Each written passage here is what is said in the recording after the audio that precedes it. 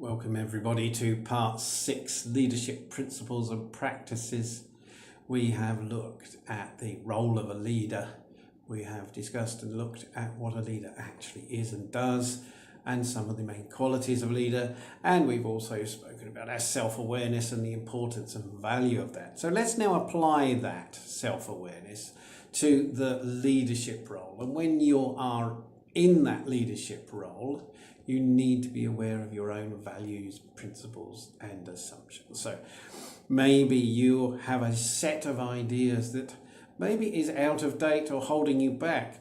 Maybe those assumptions that things will or won't work are now incorrect. The world is changing all of the time, and you need to keep a check of yourself to make sure your own assumptions and principles are changing as well. That means to say you've got to learn from experience. When you are doing things, keep your mind open. You mustn't have a closed mind. You must keep your mind open to ideas and experiences, and try to experience and learn about everything around you all of the time. Always keep that inquiring mind. Keep your mind active and busy. Why are we doing it like that? How does that work? What would happen if we did it in a different way? Learn from experience, question, and check everything.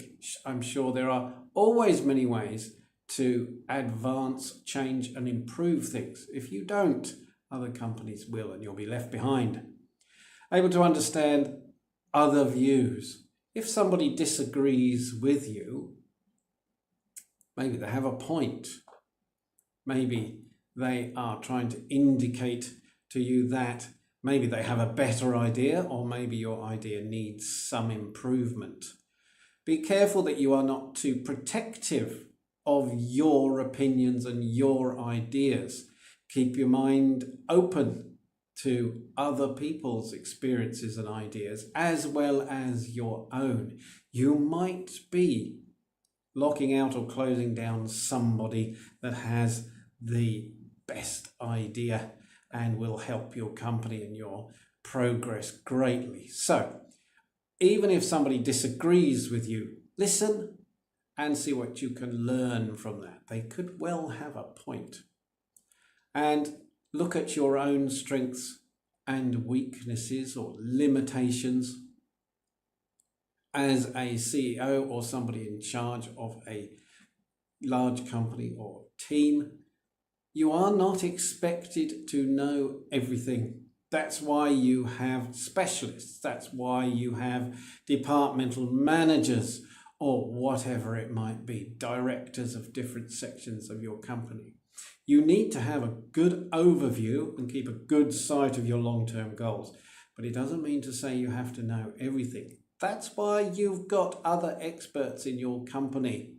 So look at your strengths and look at your limitations, and then say, okay, this is an area that I'm not so strong in, and maybe I need to delegate, or maybe I need to question and get some more information before I act.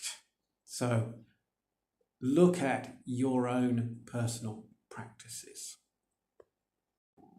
So as a clever leader, you must understand the impact you have on others, even if it can be saying, "Good morning, Peter, how are you?"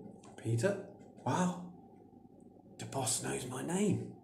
Now, that might strike fear into some people. Why does he know my name? Uh-oh.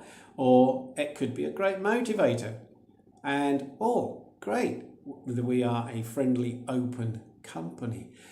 Especially when you're in a leadership role, your actions and your reactions, your facial reactions, your body language, not just what you say, has a large impact on your company. So look carefully, be fully self-aware on your impact on others, and then your own behavior as well. How does it affect you?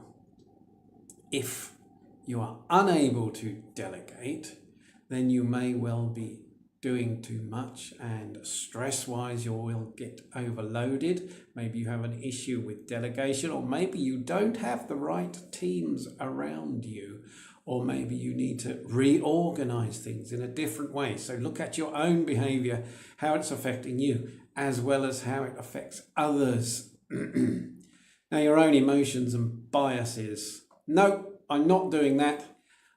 It's not worked before, and I've tried it. Somebody told me it's useless. Somebody told you it's useless. Really? Maybe you are biased against something simply because you had a bad experience from that company, that person, that product, whatever it may be previously. But this company has changed. Maybe they did have a bad period, etc. And maybe your bias now is wrong. Don't forget, our main biases come from our cultural background, from friends and family, etc. when we're very, very young. We have to keep a check, especially during globalization, that these biases are up to date. Maybe they are wrong. When we read newspapers, when we look at articles, there is a huge amount of bias in many of them based on what the readers expect to read in that particular paper, and also the author's bias as well. So check from different sources and check yourself to make sure you're not being inappropriate with your biases. And we've already mentioned how they can affect your judgment and behavior. Try to keep an open mind. Now, you might have a good reason for your bias and for disliking a particular company or something like that. Maybe that's justified, but do revisit that. Be aware of your bias. So you can obtain analysis and feedback from a variety of sources. That's important, to get a variety of sources. If you are listening to one person's opinion, perhaps something went wrong. A delivery was late. It didn't come out on time. Maybe you are listening to one person's view of what happened, and of course they might be protecting themselves or others. Do check other sources. Try to get as wide a range of views as possible. This will help you to overcome other people's bias, or to get the full picture. We can look at our own strengths as well, and our own emotions and prejudice. If you look in various business books, you'll talk about emotions and prejudices, and we will talk about your biases as well. Basically, it's all the same thing. Are you reacting in the appropriate way, or do you need to change that? The practical now application of all of this is you need to ask the right questions. If you say, how's it going? Oh, it's going all right, thanks. Good. It means nothing. It's nice that you as a leader will ask how things are going. It shows that you have some interest in what's happening. But other than that, you are not getting appropriate information. Now, you probably already know that if you say to somebody some process that you want done, and you say, do you understand? And they go, yep. And they go off and do something completely different. And how often with yourself does somebody say, do you know what you've got to do? You go, yep. And you go away and think, oh, what was it we had to do? I didn't really understand that. And you're hoping that somebody else did. So asking the question, do you understand, is going to get the wrong answer. People don't want to say, no, sorry, I don't understand you. So to save face, you say, yeah, sure, and you'll hope to work it out later. So ask the right questions. If I give some information to somebody and I want to check they understand, so, okay, can you just tell me, what is it I want you to do? And then they repeat, it back to me and it's not in the correct order or it's different. It's not their fault. Maybe you didn't communicate the issue or the requirements. Just tell me again, what is it I want you to do? Now you know that they've got it. Simple, huh? Ask the right questions. Now, of course, this is in practice. Watch people's body language, understand how you're affecting other people. Don't forget you're affecting their lives, especially if you're talking about overtime or your additional requirements, additional stress levels, etc., etc. You are affecting people's lives as well. And most importantly, you need to make sure that they are motivated. Watch the body language, watch the facial reactions, and concentrate on supporting the development of others. If you are supporting others, others will support you. Keep things logical, systematic. Don't jump around with different ideas and come up with something new every day. Set out a logical plan that people can follow and understand.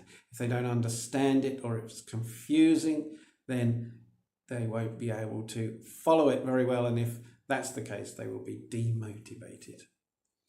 Okay, set organizational values and motivation. Set the standards in the organization that you expect.